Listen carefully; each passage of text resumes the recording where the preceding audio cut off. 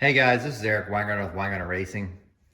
Today's video is me flowing this AFR intake on these AFR heads. Now, just to see how much flow difference there is having an intake bolted on. Now, this is very close to how it was actually flowed. I'm using a Holley Sniper Stealth throttle body, and I'll of course open them up all the way when I flow it. I do tape the bottom, but I took the tape off because I've already flowed this head. So I'm fixing to flow the other one with it. This is a single plane manifold, and this may help some of you because I'm going to flow all 8. But for right now, I've flowed 4 on this head. So all of the ones on this heads have been flowed, and it should match the other side because it just mirrored. But I'm going to share those results with you, and it is a little shocking, I will say, because there is always going to be a difference between the outside runner and the inside runner the way you look at how they're turning into it. Very different curves. I've done this before, but I haven't seen the curve be this way. So this manifold, by the way, is untouched whatsoever. So it has no port match or nothing like that. AFR does offer this manifold in a CNC port match version. I did not get that because obviously I'm going to end up doing it myself, and I wanted to see how much power we're going to end up making on the dyno mule, just port matching as well. So it doesn't make much sense for me to have them ordered that way when it's going to get altered.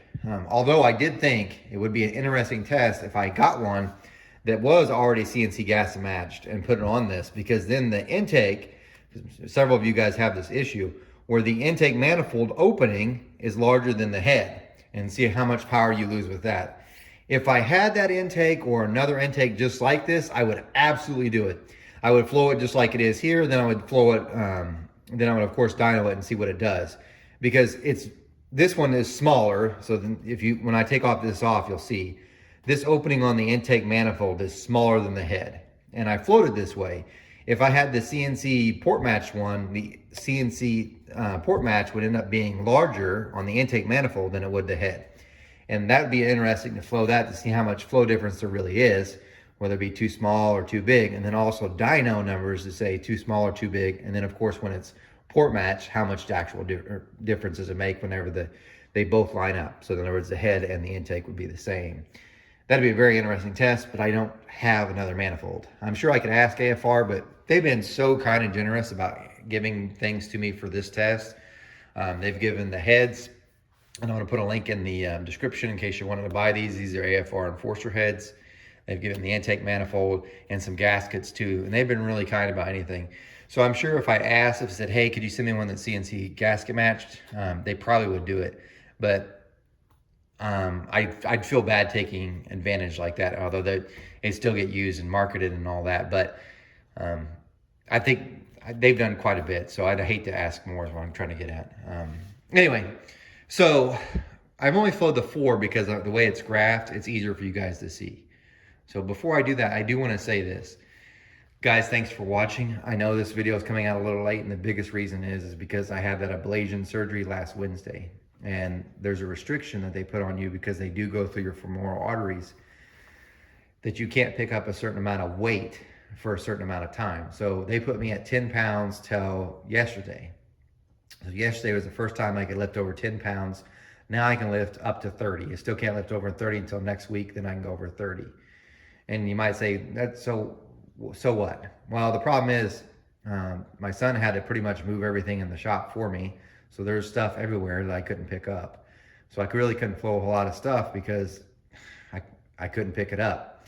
So this intake manifold really just got bolted on yesterday when I got freed of the 10-pound restriction. But I want to show you what's coming up, just to give you an idea, because some cool stuff showed up. Right here, if you're a Ford guy, that's the Project X heads, even though it don't say Project X on them. This is the Ford, there's one. This is the Project X, I think this one is this is the 185, and this is the 205. And I'm gonna flow those, and you'll get to see that. Again, I haven't been able to pick them up to be able to flow them, so that's still waiting. But let me show you some other stuff real quick before I show you the graph. I know you're like, man, why do you distract me? Well, because I want to talk about some stuff. There's a set of Vortex heads here that I still can't pick up. I'm gonna have to wait for my son to get home to pick this up.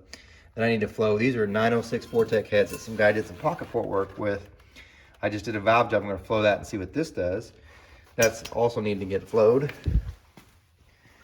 This is a set of LS3s that I just pocket ported, and I'm gonna flow those as soon as I get done with this and see what they do, because this got to get out. It's a long wait for this guy, poor guy.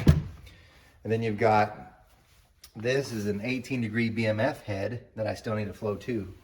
So a lot of stuff to get flowed, and sorry about the wait. There should be a lot of video content coming up. I just simply haven't been able to do it. Oh, another one too, come to think of it. This one is that. This is the Project X 200cc head for a small block Chevy. They're here and I gotta flow it. So a lot of stuff coming up. But anyway, let's get back to this video. I know you're like, you just wasted my time, you got bad ADD. Kind of, but I wanted to tell you what's coming up. So anyway, let's look at the curves. This is gonna shock you.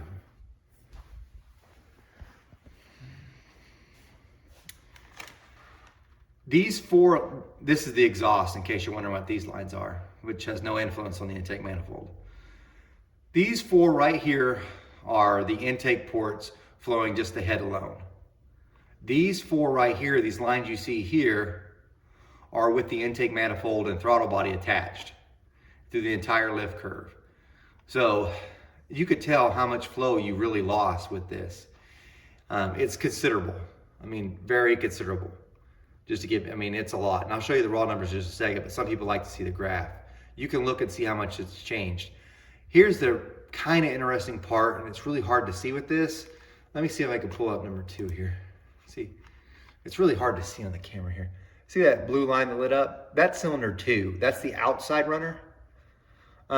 What's weird about the outside runners is, and it's really hard to see from this, you'll see with the raw numbers in a minute, it will gain flow all the way through and then kind of trail off.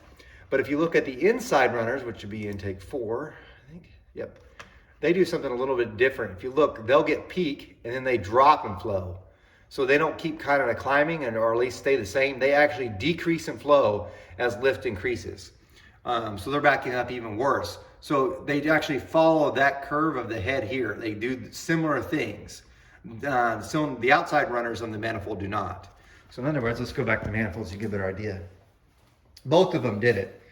So 8 and 2, both of them will do this. They will flow less at peak, but they'll keep climbing all the way through the lift curve, all the way to 1 inch, okay? 4 and 6 though, they're much stronger all the way to about 7, then they actually back up and flow and end up flowing worse at peak lifts than the outside ones do. So that is a huge difference. But let's look at the raw numbers to get a better idea. Let me just go report. Okay. What you need to look at is cylinder, where am I marked? There you go. This is cylinder 1, which should be the same or close to flowing the same if you go back and look at the other test. This is the one with the manifold attached. So cylinder 2 actually flows a little bit different than cylinder 1. Obviously, it's a different head. I will, if you look back at my previous test, I flowed all 8 so you could see. And I will too for this. I just wanted to see. It's easier to compare it this way is what I'm trying to get at. But anyway, if you look, with the manifold attached, it flowed 240. The head flowed before about 260. 270. So it lost 30 CFM going through this manifold. And if you look at this one, this would be the inside ones. This one flowed 271. And now it's 243. And you can see it does flow a little bit better, but it drops off. Look, it's 229 versus 233 on the outside ones. That's what I'm talking about. It's a pretty big difference. Anyway, there's the raw numbers. You could pause it and I'll hold it this way for a little bit so you can kind of see. 2, 4, 6, and 8 are the ones with the manifold attached. The 1, 3, 5, 7 are without. These aren't the exact ports because obviously 1, 3, 5, and 7 are on the other head. But they're really close to what these flowed. You can go back and look at the last video to see how different they are. They're pretty close. So, just letting you know on that. Now, what I'm gonna do is, just to kind of help you out, don't blame AFR. Don't think that they made a crappy manifold. Because manifold design is, there's a lot more to it than flow. Flow is one small piece. One of them comes runner length. Obviously, that's, to me, that's actually more important than flow. Because that's helping with the tuning wave. So having the runner length is by far the most important. Because I can make it, if you made a manifold runner this long, say you ended here for somehow, it would flow great because you'd only have to go, you wouldn't even make a turn, you'd be straight right into it, right? Well, it wouldn't make any torque and hardly any horsepower just because it isn't going to work right. It's too short. It's not capturing the wave. A long runner will kick its ass even though it flows considerably less for most of the RPM range. Remember, we're only going to go to 7,000. So there's one thing in there is length. To me, that's king. After that, well, it's not king. Everything's important. It's all important. You have length. Then you also have inside of here where the taper is, and I'll show you in a minute, the opening area so you can get the taper, which is how much is it shrinking down to here. That's important. And then also flow, and also the shape or line of sight also is important. So there's a lot, not just flow. Flow is one small piece. So don't think AFR screwed the pooch when they designed this manifold. I think it's going to do very well. I also think the biggest reason why it doesn't flow well, and I'm going to take it off and show you, is because it's not port matched. It's meant for someone else to do it. So it's insanely small compared to the head anyway. It's also got a bit of an irregular shape, and it's not the smoothest right there at the exit. And the reason why is because it's kind of meant for you to port match it yourself. So don't blame them. This is the one that I think will end up being pretty good anyway. I don't think, it's nothing they did, is what I'm trying to say. It's just how this one particular one is sold, because it's more meant for you to gasket match. I think I've repeated myself 4 times on that. Let me take it off and I'll show you what I mean. Real quickly before I take it off, I thought I'd show you this because I forgot to mention this. If you see these drill bits in here, you can see I drilled other holes because I screwed the pooch. This was my fault.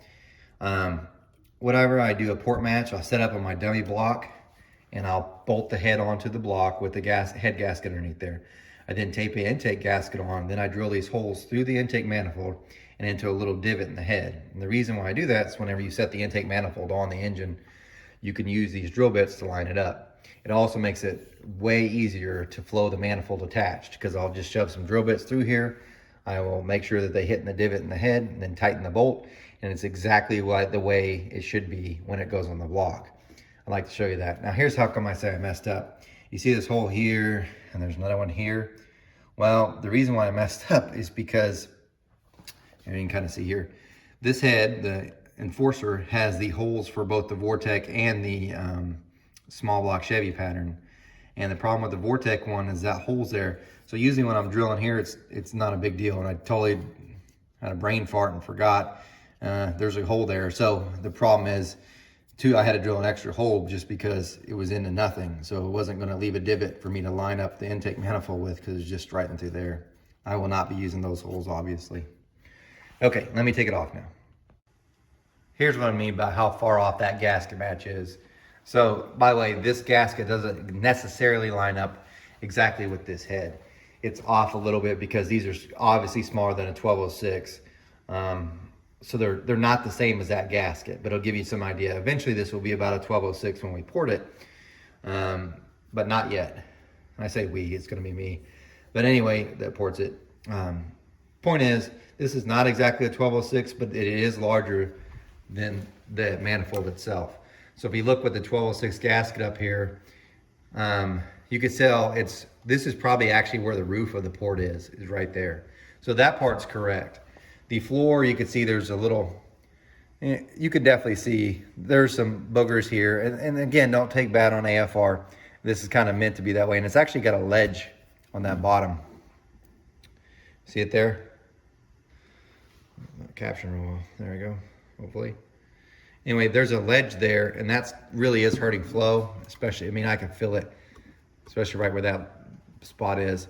So that's actually some of the reason why it's not flowing well. It's nothing that AFR did wrong. It's just really, you should probably gasket match it. And honestly, if you're building an engine anyway, you're gonna spend 40 hours or so building the thing, maybe not that long. It depends on how good you wanna do it.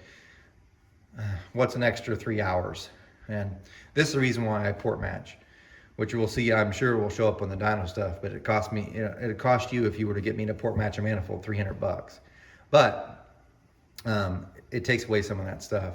You could do it yourself too. It'll probably take you about 3 hours, sometimes maybe 4, depending on how good of a job you do. If you're steady with your hand, you could do a really good job. If you're not, you can really butcher the thing though. So anyway, there you go. Hopefully you got something out of this video.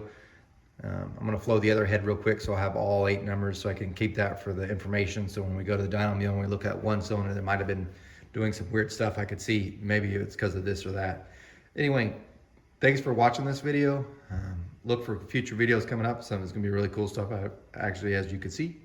And remember, I'm no Superman. You guys take care.